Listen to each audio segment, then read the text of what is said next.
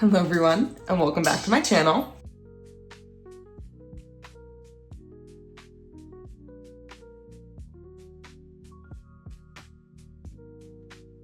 As you guys can see by the intro today, we are going to be baking some cookies. So I know this is really not like my normal content, but nobody's in the house and I wanted to bake, so I figured I would film it for you. So these are going to be themed like to take to a summer party or anything like that. And if you're looking for summer makeup, summer clothes, etc., check out some videos like these ones over here. So let's get right on into it. I've already gotten all the ingredients ready, and here is a picture of the recipe that I'm using from my mom's Betty Crocker cookbook. And let's get right into it. So I like to be pretty clean when I'm cooking and baking, so I've already prepped everything here, so it's ready to go.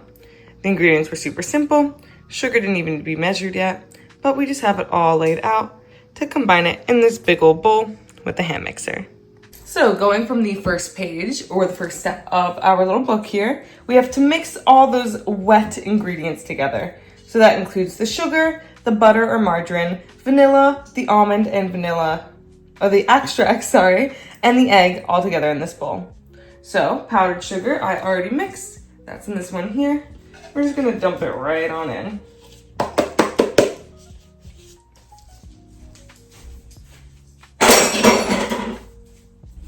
I like to throw everything right in the sink.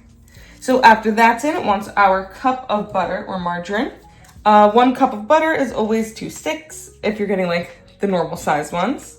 And it wants it softened, which here I've just kind of left it out for a little bit so it's nice and mushy. And whenever you're doing this, make sure you scrape all of it out of the package so you're not skimping out on anything. Just like that.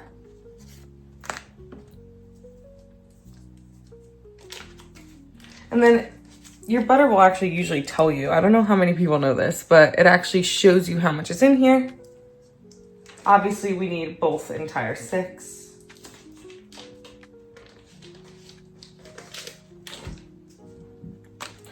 And then we want to add in our vanilla, our almond, and our egg. So I'm just going to do the egg first because it's the easiest. And I just want to rinse my hands off because it's kind of nasty. So I have no idea where our teaspoon went. So I'm gonna have to use our 1/4 teaspoon here to do this part. So I'm gonna have to do 4 1/4 teaspoons of both. Oh no, I'm totally wrong. 1/2 teaspoon of almond extract. So we're gonna go in with 2 of these. 1, 2. And then with the vanilla extract, we need 1 full teaspoon. So we'll need 4 of these.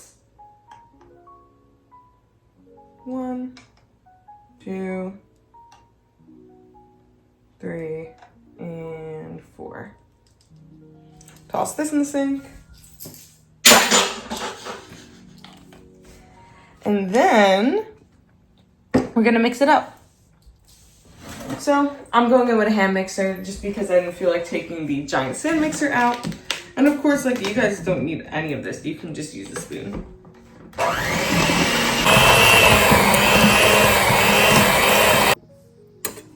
I always go in and just scrape everything off of these so that way we're not losing anything.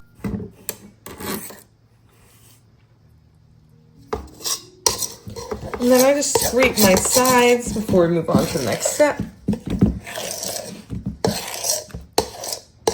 So next, it just wants us to stir in everything else except for the granulated sugar. So starting with our flour, we're gonna dump this whole thing in. And I might just want a little bit at a time, but I'm not about that. So next we got our cream of tartar. And it's really sticking to this.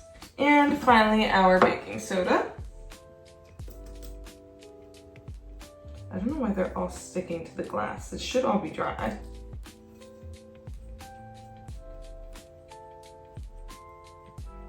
Oh, there we go. So again, I'm gonna dump these in the sink first, then we'll mix up the bowl.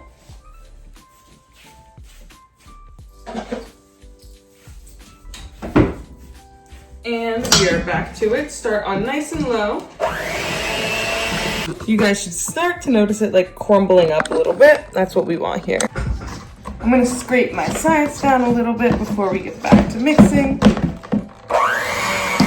And once we've gotten to a spot like this, where it's really crumbled up together, I'm going to quickly take these off. Make sure we've scraped everything off of them. Just again, you don't really want to lose out on any of your dough or your batter. I guess it's a dough if it's a cookie and a batter if it's a cake. My sister's in culinary school, so she knows more about this than I do. But we'll scrape all these down and then finish with our normal little like spatula scraper here. Just to make sure that it's all fully combined before we pop it in the fridge.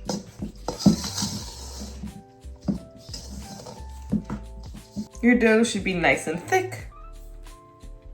It should smell really good. And once you have it down like this, I don't like to put metal in the fridge because it can sometimes make the fridge smell gross. So I'm gonna transfer this to a smaller bowl and we'll pop it in. So just using this one here, I'm gonna scoop all our dough up.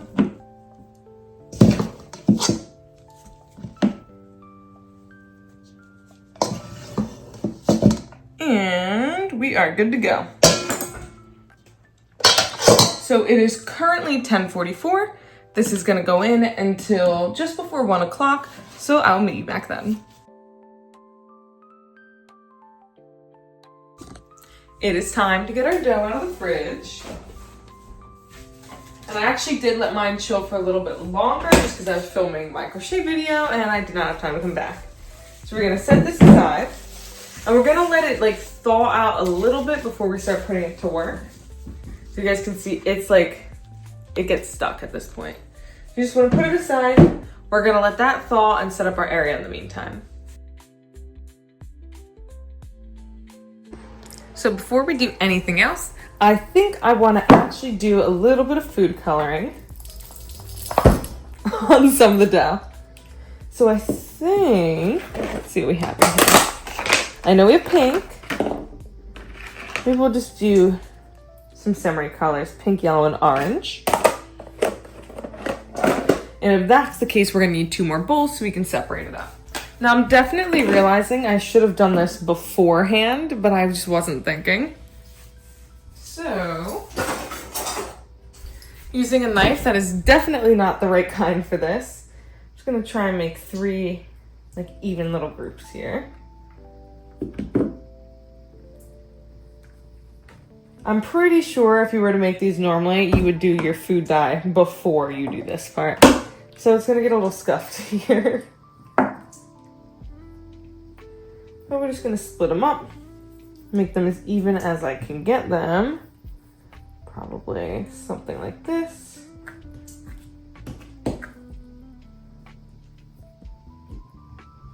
And then as they're thawing back out and I start to knead them up, I'm gonna dump in a little bit of food coloring. Do a little bit of pink in this one.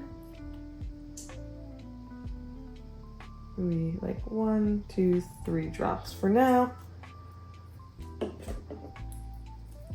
3 into the orange. 1, 2, and 3.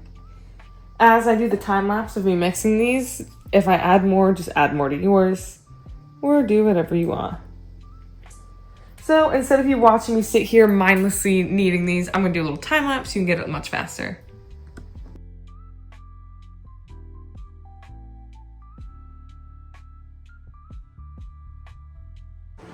So I'm realizing why the dough needs chill.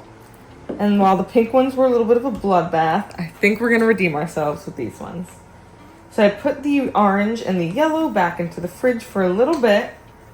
And I'm hoping, now that I have a better idea of what I'm doing, that we can get a slightly nicer batch with these. And honestly, maybe the pink ones will turn out fine after they come out of the oven, so I'm not giving up on them yet. But first, we're gonna flatten these ones slightly nicer than the other ones. I wanna make sure that they are what they're supposed to be, which is 1/4 of an inch thick. Is pretty much where we're at. I'm realizing now that I'm not really good at this. I like to freestyle too much, and I guess baking is not a safe environment for freestyling. But I think we'll be okay. This feels the correct thickness. I'm gonna use the stars, our super broken stars, and just cut out a couple of them. They're a little bit bigger than the hearts too, so hopefully they'll be easier to handle. I think these ones will be cute. And I think the orange ones with the little like sunny sparkles will look nice too. So we're just kind of trying things out, and if it's a total failure, so be it. Usually my sister's the one in the kitchen all the time, so I don't get as much time to like come in here and mess around with stuff, so it is still fun either way.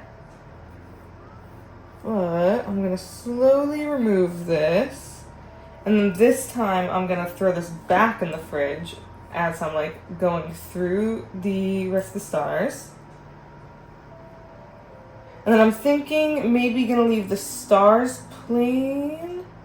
I think I'll leave the stars plain with just regular sugar and then do sprinkles onto the little like suns.